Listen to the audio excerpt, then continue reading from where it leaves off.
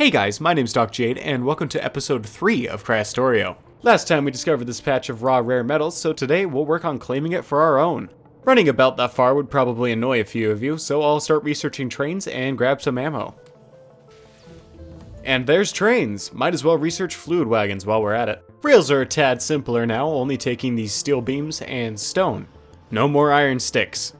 And there's fluid wagons. Next up is train stations.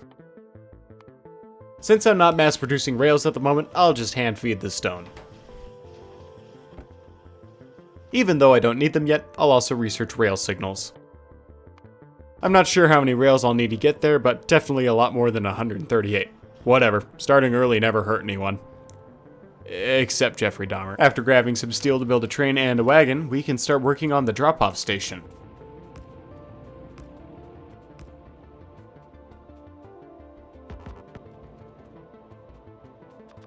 Inside of the train, there was a little surprise. Looks like every vehicle in Krastorio comes with an equipment grid, and this one is huge. I'll stick some of these electric motors in it later. Another surprise is rocket fuel stacks up to 100. This sucker will probably go hundreds of trips before needing to refuel. 8 of these electric engines should make this train super quick. Time to start heading in the opposite direction of west, but looks like there's a few biter nests I'll need to take care of.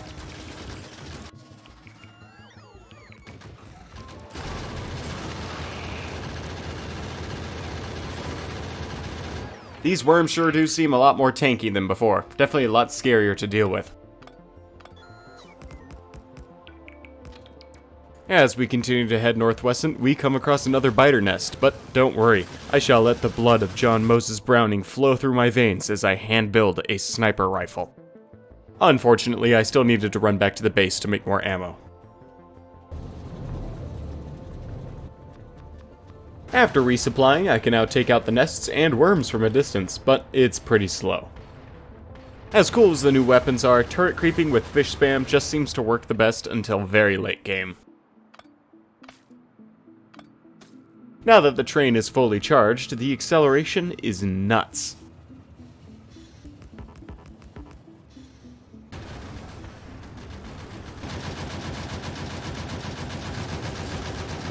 Clearing biters still makes me a tad nervous, so I should eventually research energy shields.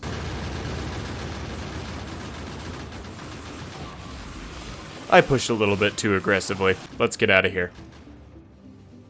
After I came back with some more ammo, we've finally conquered the rare metals. Apparently the stuff around the biter bases is called creep, and I can pick it up with robots.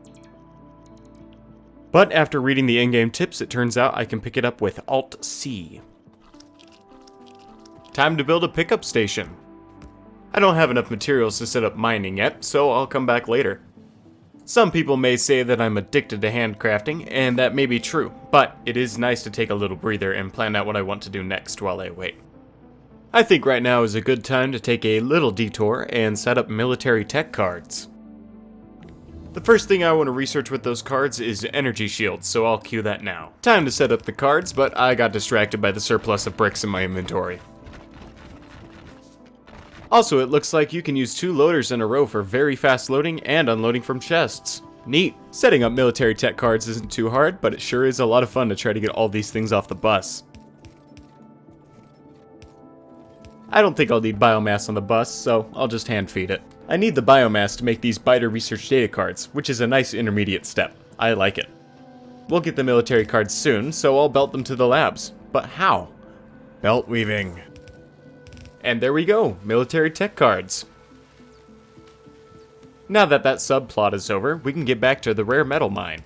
Using loaders on the train should make loading times super short. I started placing the miners down, but lo and behold, I apparently need chlorine to mine the metals. Whatever, I'll finish building the miners and worry about retrofitting the stations for fluid wagons later. Energy shields are done, and apparently we can research the next level of power armor, so I'll do that. I need to get power to the mining outposts, but conveniently my arms are long enough that I can hand assemble a power pole and string the wires between them while moving faster than freeway speeds over 8 times a second. Unfortunately, my warehouse of a backpack ran out of power poles, so I'll have to make a second trip later. It seems I forgot to park the train, but luckily I can just stop it with my face. Power armor is done. Next I'll start unlocking all the different types of modules. After attaching the fluid wagon to the train and then helplessly watching it ride into the sunset, I'll expand the station slightly so we can load chlorine onto the train. Also, efficiency modules are done. Next up are productivity modules.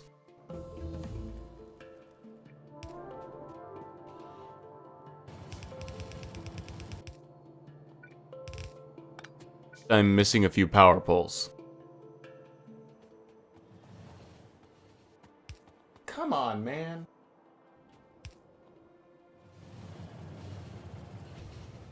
Now that power is finally connected, I'll hook up the miners to the loaders.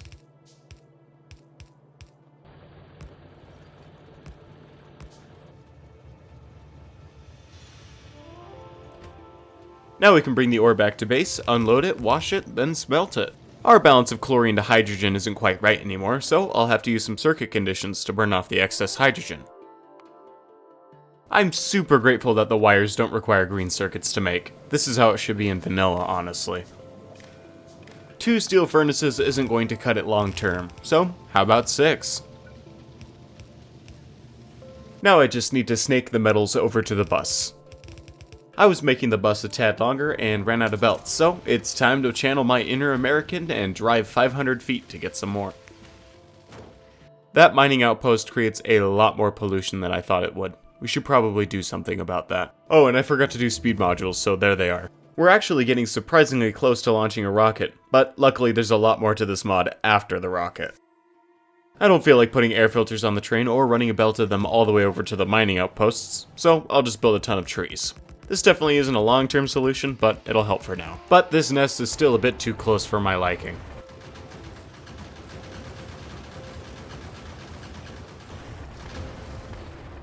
Also, the Krastorio devs are smart. You can't just run up and grab the creep.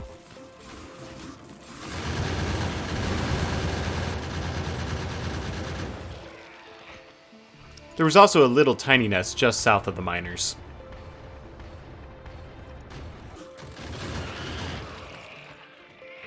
Apparently, trains produce pollution when they move. Neat. We don't have enough sand to make chlorine, so I'll upgrade our stone production. Yeah, those trees aren't helping at all. I'll just ignore the pollution until it becomes a problem. But it would be nice to have some laser defenses, so I'll research those. Why did I put speed modules in here instead of just building a second crusher? To be honest, I have no idea. You know what? I'm gonna automate all 3 types of modules so we can just chuck them into random buildings more often. Also, lasers are done. Next up are laser turrets.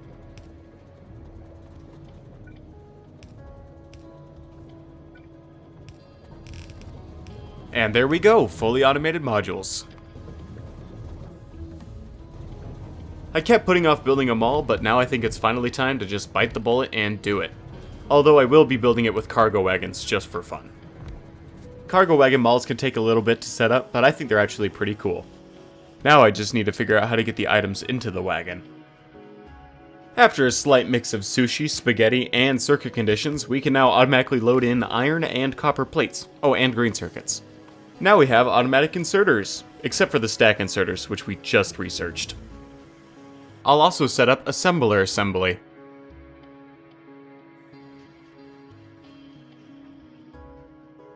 Finally, I forgot we unlocked energy shields, so I'll quickly make one.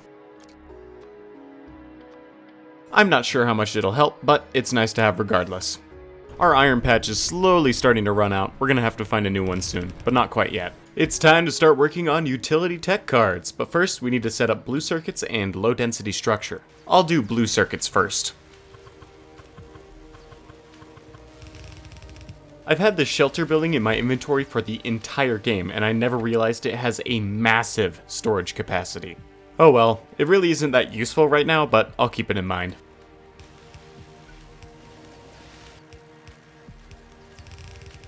Don't worry about the research, I'm just doing random ones in the background to get them out of the way. And there's blue circuits. I don't show it much on camera, but cliffs are still occasionally getting in the way, so let's finally automate them with some mouth-watering spaghetti. Now that we've got explosives, I just need to figure out how to cram grenades and barrels in here somehow. I need steel for barrels, but guess who forgot you need coke to make steel? Me. I'll just make some coke on site.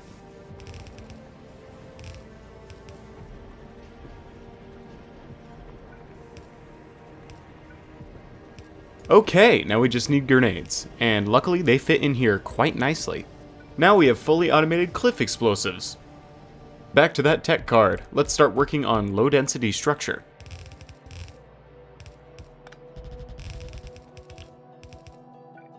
All done! Hopefully we have enough copper to keep up with demand. My train schedule was super messed up, but I finally got around to fixing it. Oh, and I also made myself the next level of power armor. And since the new armor is a tad bigger, I'll research exoskeletons so I can throw one in. I'll also research everything up to personal laser defense. A single exoskeleton is only a 20% speed boost, but it's still nice to have. Now we can start automating the actual tech cards.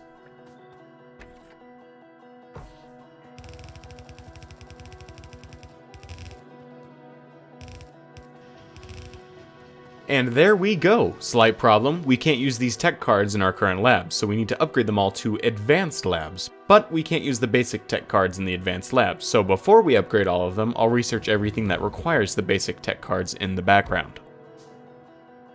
While I wait for all that random stuff to research, I'll cobble together a new iron mine just south of the base. I'll also surround the mine with air purifiers. I don't remember why I was driving around, but I could not for the life of me fit between these two cliffs. Woo, please fix. There we go. I haven't built all the miners yet, but it'll do for now. And we're done with all the researches that require the basic tech cards. Now we can disconnect the production and swap military tech cards into their place. And after I reverse this belt, we just need to upgrade all the labs.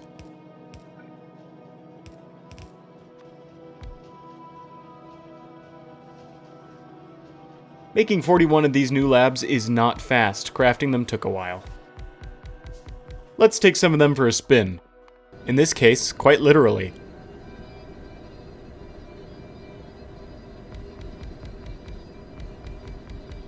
And there we go. That's yellow tech cards and all the new labs. Now that I think about it, we've got 2 out of 3 ingredients for launching a rocket, but that'll have to be a project for next time. I'd like to take a moment to thank my supporters on Ko-fi. Their donations let me avoid touching grass one day at a time. And that's all for today. My name's DocJade. Bye-bye.